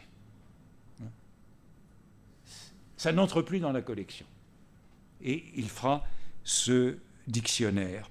Et on retrouve, je crois, cette sorte de dialectique retorse qui permet de répondre à cette injonction paralysante qu'est une commande. Lorsque j'accepte une commande, je suis paralysé. Je n'ai plus envie de le faire parce que c'est attendu. Il faut trouver le moyen de secouer la commande. C'est Brecht qui parlait de la secousse, et Barthes s'était intéressé à cette idée de secousse. La secousse opposée à la subversion. C'était toute la technique de Brecht, de la distanciation. Brecht voulait secouer le spectateur. La secousse, c'est plus retors, c'est plus subtil que la subversion. On secoue le lecteur, et je dirais que c'est ce que fait Barthes dans ses textes. Partie de la collection, dit-il, du Roland Barthes, nous avons trouvé un autre objet. Nous abandonnons donc la collection. Le dictionnaire, s'il se fait, ne se fera pas pour elle, mais hors d'elle. Ce que je ferai pour la collection devient un problème à part, personnel, car cela ne fait plus partie d'une nécessité créative, productive. Finalement, quand même, ça sera dans la collection. Vous voyez tout ce cheminement où le Roland Barthes par Roland Barthes, c'est une commande. On ne parvient à la concevoir que lorsqu'on détourne la collection, et finalement, elle entrera tout de même dans la collection. C'est ce que j'appelle un mécanisme pervers.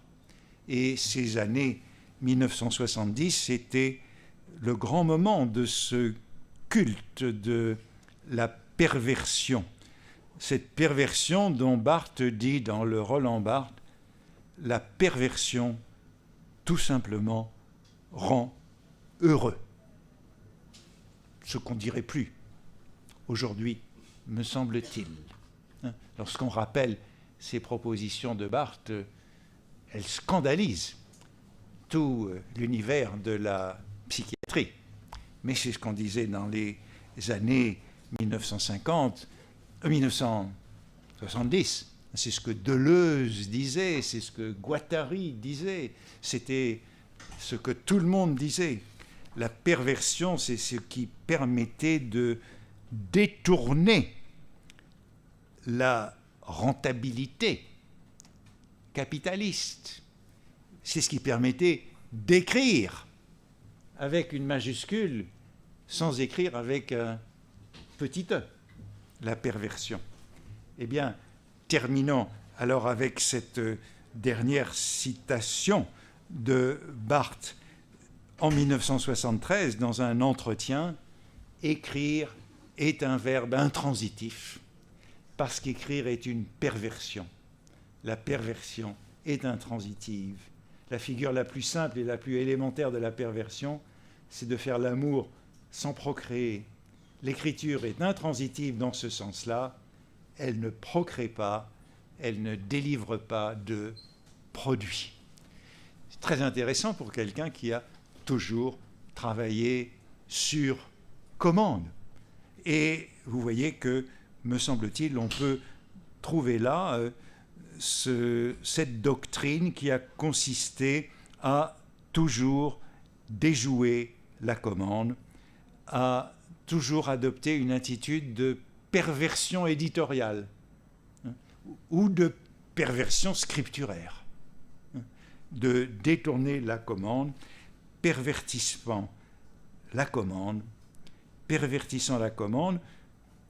qu'est-ce qu'il cherche, le pervers? Eh bien, il cherche à donner à l'autre ce que l'autre désirait sans le savoir. C'est ça que fait le pervers.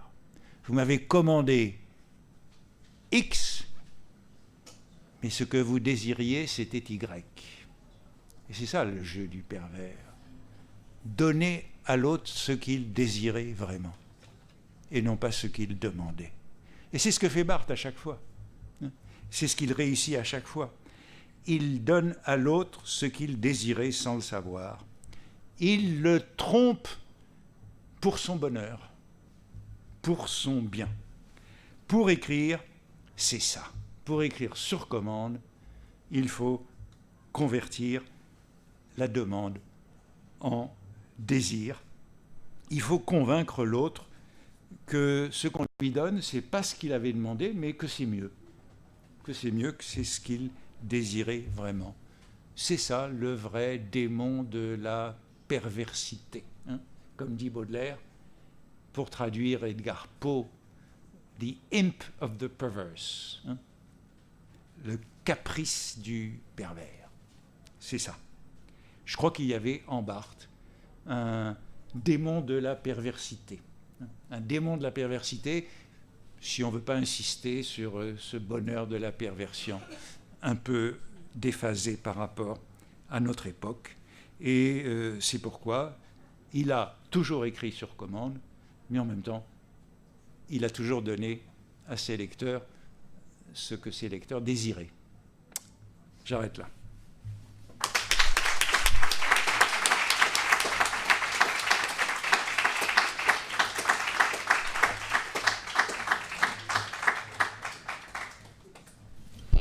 Grazie a Antoine Compagnon per questa appassionante, interessantissima conferenza, ricca di stimoli e abbiamo ancora un po' di tempo per fare delle domande, per fare delle osservazioni. Ricordo a tutti quanti che si possono fare domande in italiano, quindi per chi vuole, perché il professor Compagnon capisce benissimo l'italiano. Quindi passo subito la parola, prego. Può venire qui? Anzi, se qualcuno sa farlo funzionare.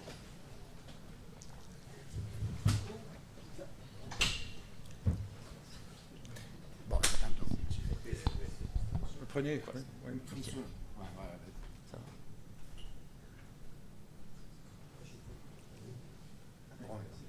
Ça va?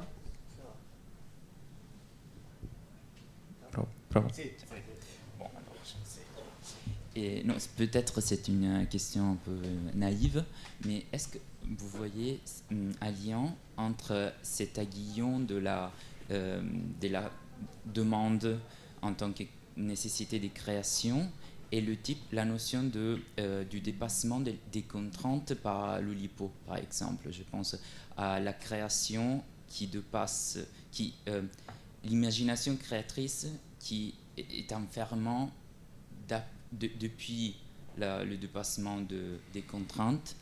Donc, est-ce qu'on peut voir là quelque chose?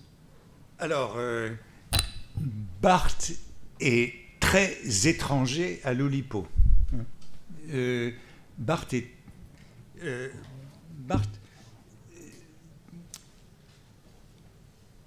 n'a rien à voir avec l'Oulipo. C'est même très curieux. C'est même une curiosité. C'est une curiosité pour moi que ces hommes qui sont si proches géographiquement dans le quartier latin ne se rencontrent pas, ne se croisent pas.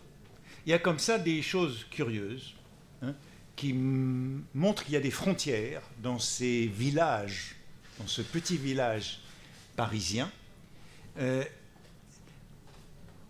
Et alors on ne peut pas oublier, et ça marque toute cette histoire, que le premier livre de Barthes, Le degré zéro de l'écriture, a été refusé par Queneau. par Gallimard. Publié au Seuil parce qu'il est refusé chez Gallimard. Il est au Seuil pour cette raison. Donc il y a une vieille fracture entre le Oulipo et Barthes. Mais maintenant, si on revient à l'écriture sous contrainte de l'Oulipo, l'écriture sous contrainte de l'Oulipo est une façon de dépasser l'illégitimité de l'écriture. Se donner des contraintes pour Queneau, c'est une façon de se donner une possibilité d'écrire, j'ai envie de dire, après Monsieur Teste, après Valérie, après publier Quelle bêtise de Flaubert et de Valérie, pour publier encore, pour écrire encore, il faut se donner des contraintes équivalentes à celles que procurait l'Alexandrin. C'est ce que dit Queneau. Donc mais Barthes n'est pas du tout de ce côté-là. Barthes n'est pas du tout du côté de la recherche des contraintes dans l'écriture, à moins que vous considériez que ce que j'appelle, enfin le titre que je donnerai si ce projet est publié, c'est déshonorer le contrat. Le projet de Barthes, c'est toujours de déshonorer le contrat. Signer des contrats et les déshonorer. Signer le contrat de la Chambre claire, le déshonorer. Signer le contrat du Roland Barthes par le Roland Barthes et le déshonorer. Il faut toujours déshonorer le contrat. C'est ça, un mécanisme pervers. Alors vous pouvez dire, oui, c'est d'une certaine façon se donner une contrainte de la commande et trouver le moyen de détourner la contrainte. Alors qu'au contraire, dans l'Oulipo, il s'agit d'honorer le contrat. On se donne un contrat d'écriture et on l'honore. Enfin, c'est Calvino, c'est Pérec dans leur roman. Le contrat est honoré. Barthes est complètement de l'autre côté, puisque le contrat doit être déshonoré. Et en fait, ce sont bien deux faces du même défi d'une écriture contemporaine.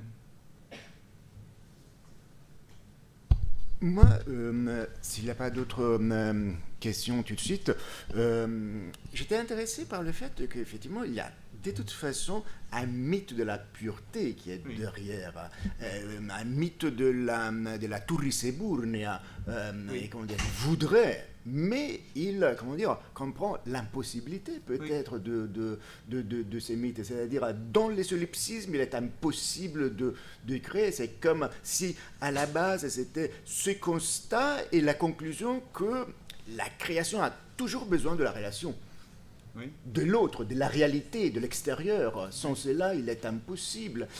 Et détourner la commande, c'est de quelque manière agir sur la réalité. Sans quoi, il est impossible. Mais même la la perversion qui est intransitive, etc. Mais à la fin, de quelque manière, la perversion, c'est le comble de l'altruisme. Parce que, il assouvit le désir de l'autre. Oui, et de toute façon, la perversion, c'est l'exaltation de la relation. Oui, si j'avais eu le temps de continuer, j'aurais parlé du contrat, parce qu'il y a beaucoup chez Barthes, il y a une théorie du contrat chez Barthes. Il y a beaucoup chez Barthes sur le contrat. Il y a beaucoup... Barthes s'intéresse à Sade. Ici, plus loin, j'aurais parlé de Sade. Dans les textes sur Sade, il y a beaucoup sur le contrat.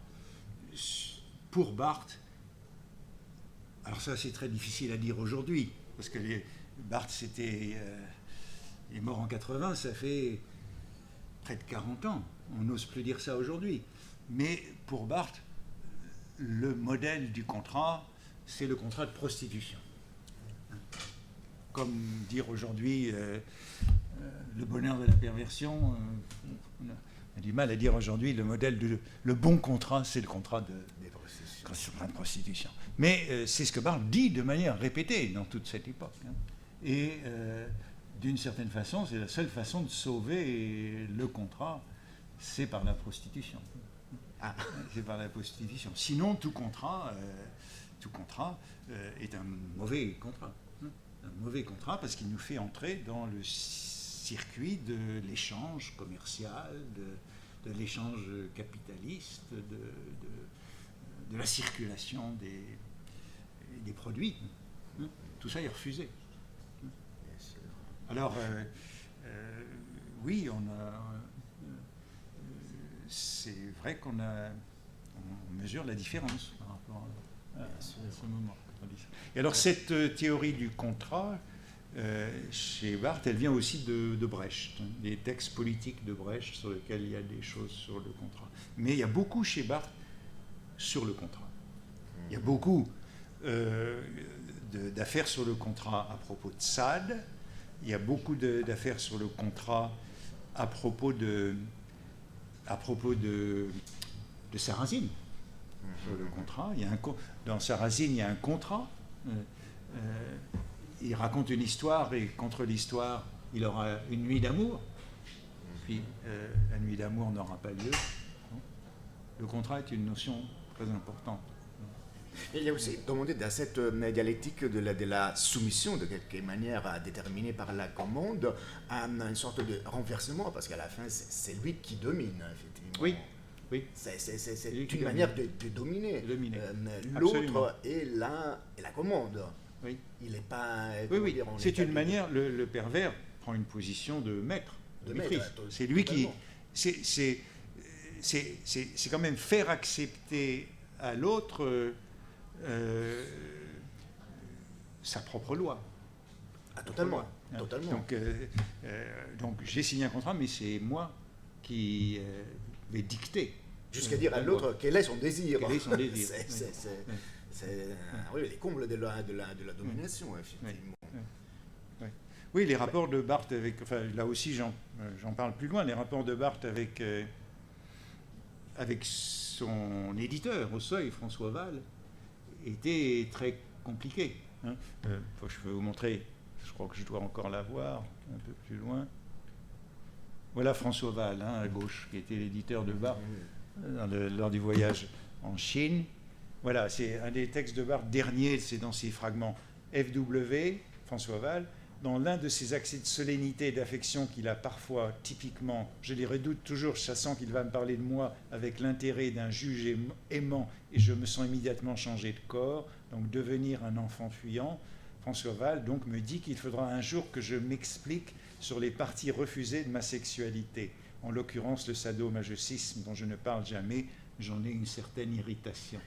Alors c'est assez intéressant ces rapports sadomasochistes entre l'auteur et l'éditeur qui sont en jeu là, et dont l'éditeur qui lui reproche de ne pas en parler alors que on est en plein dedans. Je me demandais aussi si on pouvait faire, juste une curiosité, une sorte de lien entre l'idée d'hier et celle d'aujourd'hui, c'est-à-dire hier des auteurs qui innovent malgré eux, et là, comment dire, on a un Barthes qui détourne la commande, c'est-à-dire une sorte d'écart, qui est, comment dire, qui a tout à fait à faire avec la création. La création ne peut pas se faire sans un écart. Oui. Et un écart qui est de l'ordre justement de ce que Brecht appelle secousse par opposition à subversion. C'est toute la théorie du contrat de Brecht, c'est la secousse. Toute cette distanciation brechtienne, c'est secouer le spectateur. Mais non pas, c'est par la secousse qu'on peut modifier, et on peut dire la secousse. C'est ce que Flaubert fait dans Madame Bovary, c'est cette théorie de la secousse, c'est présenté que c'est une dialectique retorse. La secousse, c'est pervers. Oui, mais peut-être plus efficace parce que dans la subversion, de quelque manière, on reste un peu dominé par l'objet à dominer, tandis que la secousse ne fait que mettre en crise l'objet de domination. Donc, d'autant plus efficace.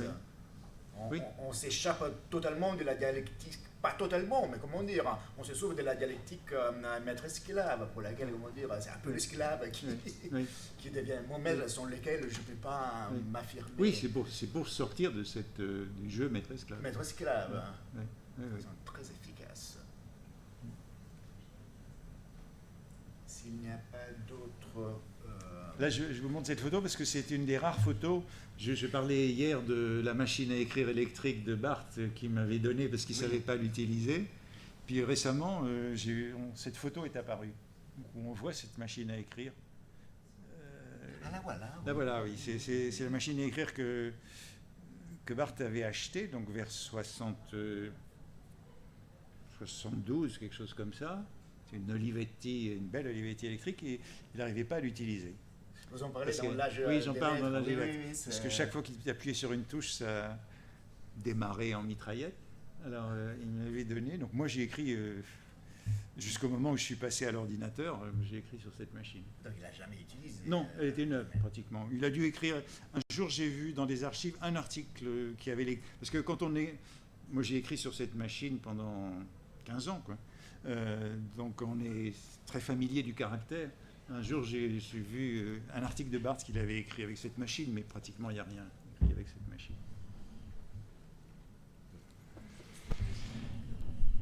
Grazie. Oui. Ah, grazie. Attendez, prenez le micro, je ne sais pas où il est. Oui. Là.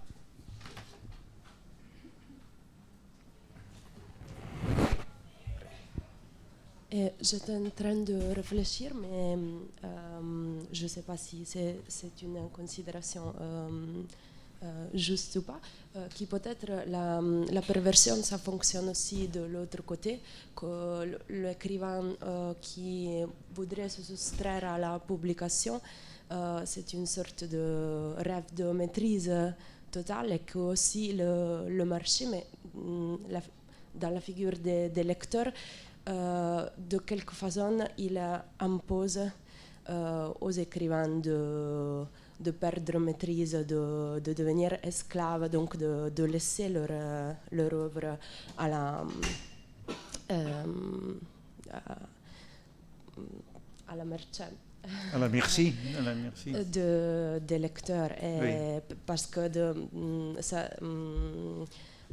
par rapport à ce que vous disiez sur le fait du refus de la publication, l'idée que c'est le manuscrit qui est l'étape de l'œuvre la plus pure, la plus importante, qui à la limite pourrait conduire à un refus de tout lecteur. Oui. Non, vous avez absolument raison. L'écrivain le plus intelligent, c'est celui qui ne publie pas. Hein. Pour publier, il faut être un peu bête. Comme dit Flaubert, et il faut accepter de perdre la maîtrise de soi, puisqu'on est livré au lecteur. Donc il y a bien sûr ce jeu entre l'auteur et le lecteur.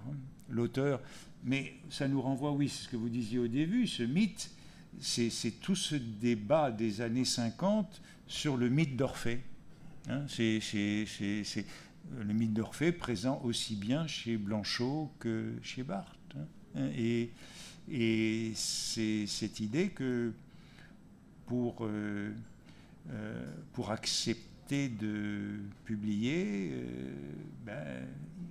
il faut faire des concessions, passer des compromis, et renoncer à la pureté. Bon, c'est Orphée qui est pris entre le désir de regarder Eurydice et le désir de la sauver. Hein, c'est ce déchirement. Et sauver Eurydice, c'est trahir le désir. Donc il y a cette condition qui est celle de l'écrivain, bien décrite par Blanchot, hein, notamment. Donc toute écriture est une trahison, du désir d'écrire. C'est un pis-aller par rapport au désir. Donc il y a ça, mais en effet, c'est aussi se livrer au lecteur, s'abandonner à la maîtrise du lecteur. La définition du pervers que vous avez donnée, je n'ai pas compris, c'est à qui la définition du pervers comme celui qui te donne ce que tu ne pensais pas vouloir, pas désirer? Ben, c'est l'idée que dans la relation... J'entends, c'est vous qui donnez cette définition ou c'est Barthes qui... Non, c'est moi qui ai donné cette définition dans une optique de la définition de la perversion lacanienne, où dans le... Il y avait, je disais, dans les années 70, il y avait beaucoup de discours sur la perversion. Beaucoup de discours sur la perversion, beaucoup d'articles, beaucoup de livres. C'est l'époque où le livre de Freud, Névrose, psychose et perversion, a été traduit. Je me souviens de Barthes lisant ce livre. Et dans la relation perverse, c'est ça ce sur quoi François Wahl interroge Barthes. C'est ce qu'on trouve aussi dans les articles de Barthes sur Sade. C'est le sadique faisant découvrir au partenaire un désir masochiste ignoré. Donc, dans cette relation perverse, il s'agit de faire découvrir à l'autre, sadique ou masochiste, puisqu'ils sont inséparables, ce désir qui n'est pas exprimé, ce désir inconscient. C'est ça que je voulais dire. Et je pense que c'est un peu la même chose, du même ordre de ce qui se passe entre Barthes et l'éditeur, et le commanditaire. Celui qui lui commande quelque chose, il lui fait comprendre que ce n'était pas une préface ordinaire à Racine qu'il voulait, mais une préface transgressive, quelque chose comme ça. Le pervers, c'est un professeur. Il y a quelque chose de pervers chez... C'est un initiateur. C'est ça. Il initie l'autre à son désir pervers.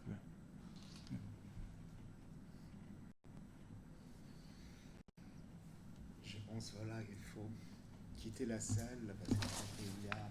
Merci beaucoup.